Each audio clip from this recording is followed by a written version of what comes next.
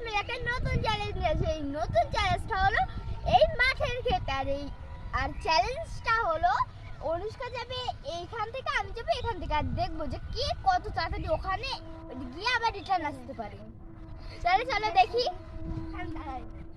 আচ্ছা এবার শুরু হবে কিন্তু। রেডি? দাঁড়া গুনবা।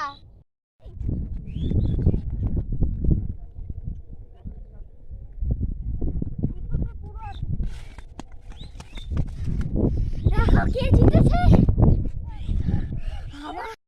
পুষ্পিকা তো পুরোটা যায়নি, তার মানে এবার আমি জিতে গেছি। আমি পুরোটা যেতে পারিনি কারণ আমার পা এরকম হয়ে গেছিল, লেগেছিল। ঠিক আছে তুই জিতে গেছিস।